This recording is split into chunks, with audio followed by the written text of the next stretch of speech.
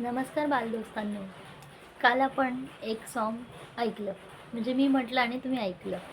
तर आता आज मी बघितलं सकाळी-सकाळी, म्हणजे पहाटेपासूनच खूप पाऊस चालू आहे.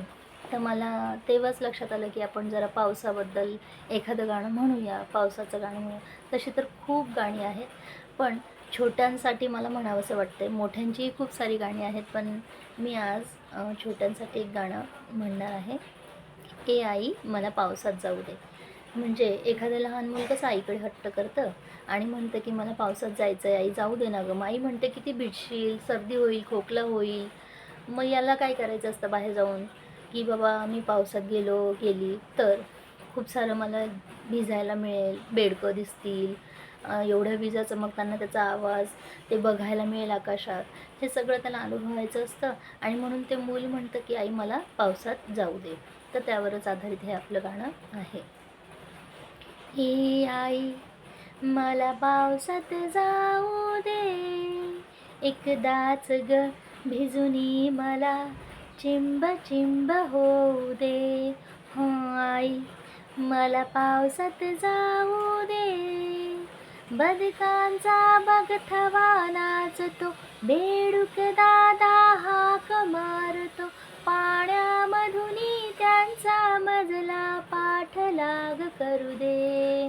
आई मला पावसात जाऊ दे, एकदाच ग भिजुनी मला चिंब चिंब होऊ दे.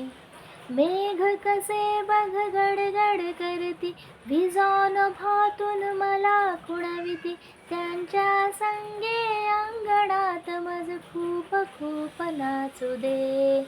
ए आई मला पावसात जाऊ दे, एकदाच ग भिजुनी मला चिंब चिंब होऊ दे.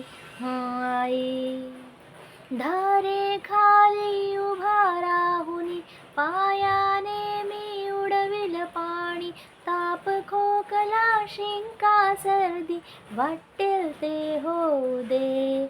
ए आई मला पावसात जाऊ दे, एकदाच ग भिजुनी मला चिंब चिंब होऊ दे. ए आई मला पावसात जाऊ दे ना ग. असंच हट्ट धरता ना तुम्ही आईकडे? मग आई म्हणते की सर्दी खोकला झाल्यानंतर मग पुन्हा आणखीन तुझी शाळा बुडेल, हे होईल, ते होईल.